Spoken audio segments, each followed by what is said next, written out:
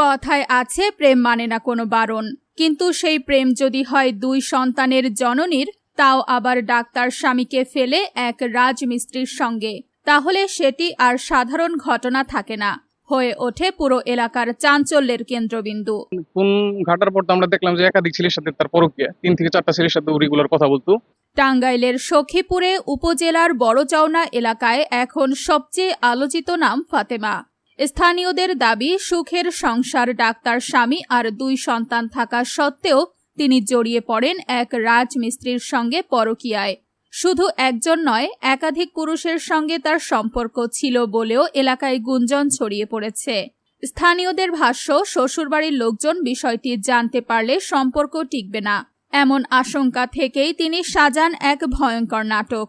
অভিযোগ উঠেছে, নিজেই হত্যা চেষ্টার গল্প তৈরি করে থানায় অজ্ঞাতনামা কয়েকজনের বিরুদ্ধে অভিযোগ দায়ের করেন তিনি। ঘটনার পর এলাকায় শুরু হয় তোলপাড়।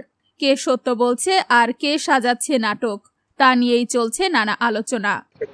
আমি ওই যে পাশের বাসায় ভাড়া থাকি, ওনার ভাস্তির বাসায় ভাড়া থাকি আমি। পরে আপার চিৎকার শুনছি আমি, যে চিৎকার হয় কেন। পরে আমি বাড়িতে থেকে দৌড়ে আসি, আসার পরে আসে দেখি টয়লেটে ওই বউটা ওইরকম করে শুয়ে রয়েছে, হাত পা বাঁধা অবস্থায়। পরে আমি আর আমার সাথে একটা ভাড়াটিয়া ছিল, 2 জনে। পরে দেখার পরে আমরা 2 জন ওইখান থেকে মানে হাতের বাঁধন, পায়ের বাঁধন খুইলা, মুখের বাঁধন খুলে পরে বের করে পরে পানি দিই, মাথায় পানি দিয়ে পরে উঠানে পাটি বিছাই আইন না, পরে আবার অন্য ধরাধরি করে এনে শোয়াইয়া পরে আমি মুখে ছিটা পানি দিই, যে চোখের মধ্যে যে দেখি অজ্ঞানের অবস্থা দেখলাম, তাইলে দেখি যে চাকনা পাই কিনা। পরে আমি ডাকি, ফাতেমা উঠো। পরে পানি দিছে, তখন উনি চোখ মিট করলো অনেক, মানে যে কয়বার আমি পানি দিলাম ওই কয়বারে চোখ মিট করলো। পরে দেখলাম যে কই দিহি দাঁত লাগছে নাকি, অজ্ঞান যেহেতু হয়েছে তাহলে দাঁত লাগছে নাকি। পরে দাঁত দেখলাম শক্ত। পরে করলাম যে তাহলে নাকে টিপি দিলে বলে মানুষের কাছে শ্বাস বন্ধ করলে দাঁত ছাড়ে। পরে ওরকম আমি নাকে টিপি দেওয়ার আগেই ও মনে করলেন যে ছাইড়া দিছে, দাঁতটা ছাইড়া দিয়ে মানে ও জোরে নিঃশ্বাস নিছে। পরে দেখলাম যে 2 হাতেই আপনার দাগগুলো আসলে মায়ের দাগগুলো ওরকম। আমি একটু আঙ্গুল দিয়ে ঘষা দিচ্ছিলাম, যে তখন যে দেখ এটা কেমন মায়ের মারছে, মানে আমি ভয় পেয়ে গেছি দাগগুলো দেখে। পরে দেখলাম যে কালো দাগের উপর দিয়ে লাল লিপস্টিকের মতো, মানে আমার সন্দেহ হয়। তখন আমি একটু হাত দিয়ে ডলা দিলে আমার আঙ্গুলি একটু ঘুরছিল। ঘটনার সত্যতা জানতে সাংবাদিকরা ফাতেমার বাবার বাড়িতে গেলে দেখা যায় ভিন্ন চিত্র।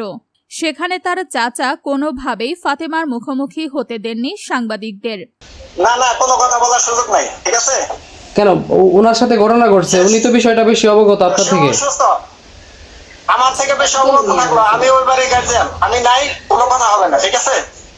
এতে রহস্য যেন আরো ঘনীভূত হয়েছে। এলাকাবাসীর দাবি, পুরো ঘটনার সুষ্ঠু তদন্ত হওয়া উচিত।